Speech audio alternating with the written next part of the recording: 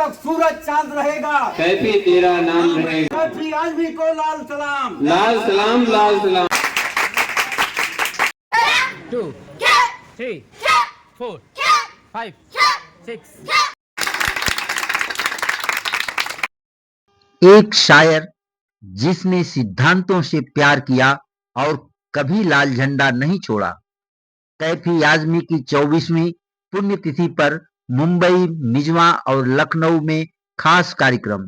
Postal विभाग द्वारा विशेष cover जारी। राग शायरी में उनके नज्मों की गूंज। मुंबई इप्टा ने फेस्टिवल मनाया। All India Kaifi Azmi academy Lucknow में कई खास कार्यक्रम। जन्म स्थान मिजवा आजमगढ़ में लोगों ने इनकलाबी शायर को विशेष अंदाज में याद किया, क्योंकि वह कैफी आजमी ही थे जिन्होंने शायरी को इंसानियत की आवाज बना दिया था। कैफी आजमी ने शायरी को महफिलों से निकालकर मजदूरों, किसानों और दबे कुचले लोगों की आवाज बना दिया। उनकी नज्मों में इश्क के साथ ही इनकलाब की आवाज भी थी, नरमी भी थी और जमाने से लड़ जाने का हौसला भी। तरक्की पसंद तहरीक से उनका रिश्ता सिर्फ किताबों तक सीमित नहीं था। उन्होंने आखिरी सांस तक अपने उसूलों का लाल झंडा कभी झुकने नहीं दिया। जब लोग समझौते करते गए, तब कैफी आजमी अपने विचारों पर अडिग रहे। आज जब दुनिया तेजी से संवेदनहीन होती जा रही है, इंसानियत पीछे छूटती महसूस होती है, तब कैफी आजमी और भी जरूरी हो जाते हैं।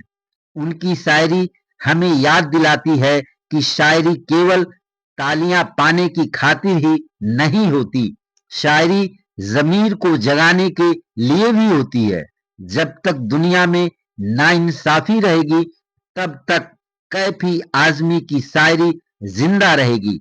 कैफी आजमी के जन्म स्थान फतेह मंजिल मिजवा आजमगढ़ में उनकी प्रतिमा के बगल में आज भी उनका लाल झंडा लहरा रहा है।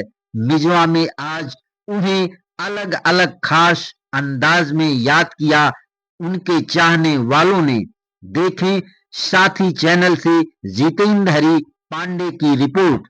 विचारों पे नजर डालें तो आपको एक बड़ी क्रांति नजर आएगी, बड़ी क्रांति नजर आएगी।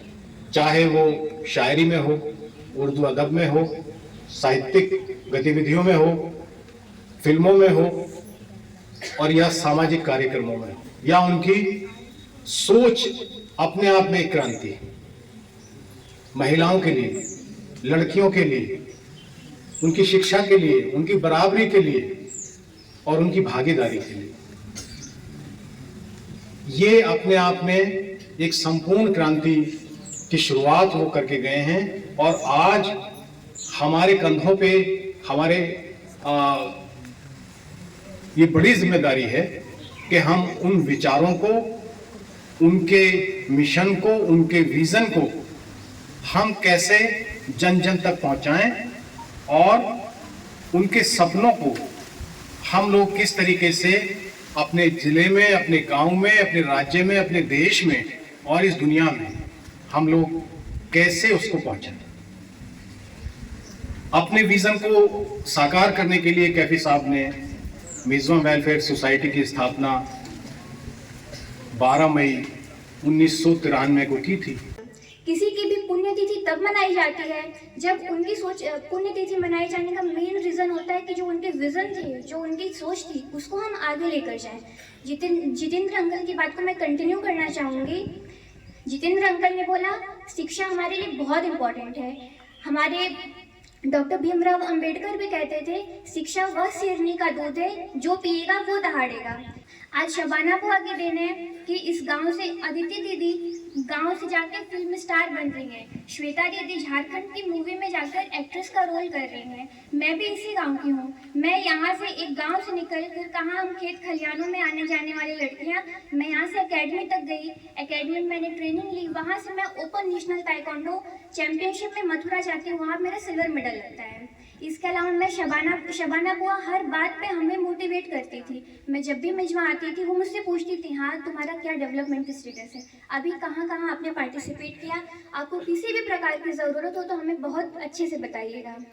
किसी भी उस टाइम मैं बच्ची थी, अभी भी हूँ, तो हमको क्या मोटिवेट करता है, जब हमको कोई हतोत्साहित करता है तो हमको और मोटिवेशन मिलता है कि हम अपने गांव के लिए, अपने शहर के लिए और अच्छा काम करें। और यही मोटिवेशन मुझे दिया शबाना बुआ ने। मैं सोचती थी कि मैं किस तरह से हमारे जो पूर्वज हैं, कैफी साहब हैं, कैफी साहब की सोच को शबाना बुआ आगे लेकर आई। अब ज़रूरत है कि हमारे गांव से, हमारे शहर से कुछ ऐसे लोग हों जिनके अंदर वो पोटेंशियल हो, वो शक्ति हो कि उनकी सोच को और आगे लेकर जाएं। मैं अभी हाल ही में वुमेन मॉक पार्लियामेंट में पार्टिसिपेट की थी। लखनऊ में प्रोग्राम था जहाँ पर मैं सिक्किम की सांसद बनी थी। तो हमारा विजन होना चाहिए कि सिर्फ हम मॉक यूथ पार्लियामेंट में सिक्किम की सांसद ना बने, किसी भी क्षेत्र की सांसद ना बने। हमारे बातों में वो दम होना चाहिए, हमारे सोच में वो शक्ति होनी चाहिए कि लड़की चाहे गाँव की हो चाहे शहर की, अगर उसकी बातों में वो पावर है तो वो अपनी बात को देश के राज्य के विधानसभा तक, देश के पार्लियामेंट तक अपनी बात को लेकर जा सके। इसके अलावा मैं आपको बताना चाहूँगी, कैफी साहब की जो मैक्सिमम नज़्म थी वो वुमेन एम्पावरमेंट से रिलेटेड थी। जो लोग पढ़े लिखे होते हैं, जो शहर से गांव में आते हैं, वो महिला सशक्तिकरण की बात क्यों करते हैं? वो महिलाओं को देखते हैं, महिलाएं सिर्फ चूल्हे चौके तक नहीं सीमित हैं, बड़े बड़े ऑफिस को संभाल रही हैं। आप लोगों के सामने हमारे यहाँ पे एग्जाम्पल है सहयोगिता दादी, प्रिंसिपल मैडम, सीओ मैडम। तो ये सब जानते हैं कि हमारा जो रोल है सिर्फ चूल्हे चौके तक सीमित नहीं है, और इस चूल्हे चौके से सीमित ना होकर हम बाहर इतने सारे फील्ड्स में तभी जा सकते हैं जब हमारे पास वो वेपन हो, वो शिक्षा हो। आज मेजवा गांव में हर प्रकार के आपको प्लेयर्स मिल जा रहे हैं। एंटरप्रेन्योरशिप की हम बात करें या सिलाई कढ़ाई की बात करें, लड़कियां सोसाइटी से सिलाई कढ़ाई सीख करके खुद का रोजगार कर रही हैं। कुछ लड़कियां खुद का रोजगार करने के साथ साथ एक दो लड़कियों को और रोजगार दे रही हैं। सरकार की तमाम स्टार्टअप इंडिया, डिजिटल इंडिया, ऐसे जो तमाम स्कीम्स है उसका एग्जाम्पल हमारा जीता जागता हमारे गाँव में मिल जाता है। इतने सारे प्लेयर्स बैठे हैं, जैसे मिल्खा सिंह को पंजाब के नाम से जाना जाता है, मीराबाई चानू को अरुणाचल प्रदेश के नाम से जाना जाता है। अगर हम बात करें बॉक्सिंग की, MC मैरी कॉम को मणिपुर के नाम से जाना जाता है। तो मैं ये सोचती हूँ जो हमारे यहाँ पे लड़कियाँ बैठी हैं, साक्षी है, खुशी है, मुस्कान है, ये सब यूपी का चेहरा बने। आप इतने सारे प्लेयर्स हैं, आपके अंदर पोटेंशियल बहुत है।